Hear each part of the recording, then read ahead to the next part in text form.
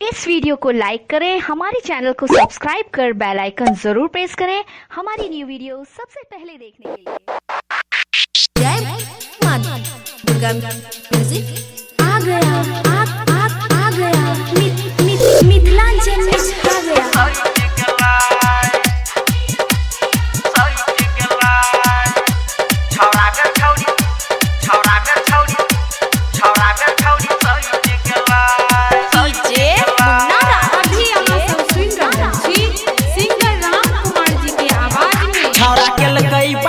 छौरी कलकई बिछाना कोना का पैट गेलै, छौरा में छौरी सैट गेलै।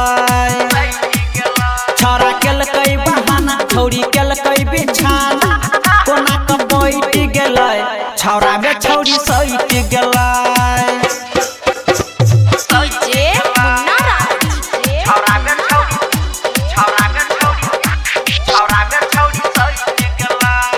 जय मां दुर्गा म्यूजिक हजोली बाजार। छौरी जुआल रहे छौरा दुबराल रहे आ कहे चले नहीं नहर के कात, कके बल जोरी कलके सिना चोरी कदल के वही ठंढात। छौरी जुआल रहे छौरा दुबराल रहे आ कहे चले नहीं नहर के कात, कके बल जोरी कलके सिना चोरी कदल के वही ठंढात। दिल गई बहाना जैल गेले थाना, छौरा तो लैट गेले छौरा में छौरी सैट गेले। छौरा केलकै बहाना छौरी केलकै बिछाना कोना का बैठ गेलै, छौरा में छौरी सैट गेलै।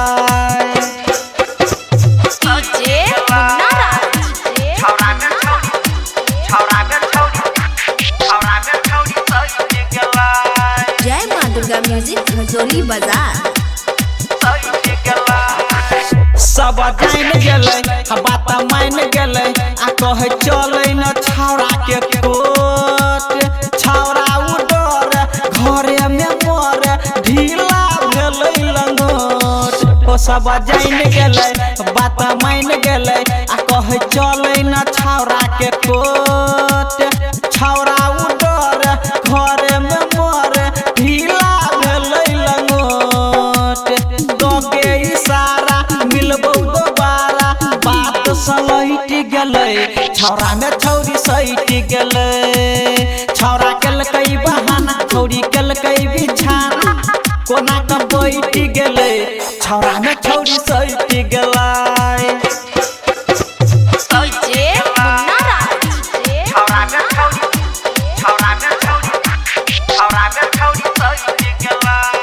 जय मां दुर्गा म्यूजिक हजोली बाजार। कोना का खेल भेलै दुनू के मेल भेलै आ कहे माल छे भाई रे झकास। आबै छलै जब कोचिंग पढ़ैला तो होय छलै रोज मुलाकात। कोना का खेल भेलै दुनू के मेल भेलै आ कहे देखे में माल छे झकास। आबै छलै भाई रे कोचिंग पढ़ैला तो होय छलै दुनू के बात। राइटर प्रकाश के गायक राम कुमार के दुनू के पैट गेलै, छौरा में छौरी सैट गेलै।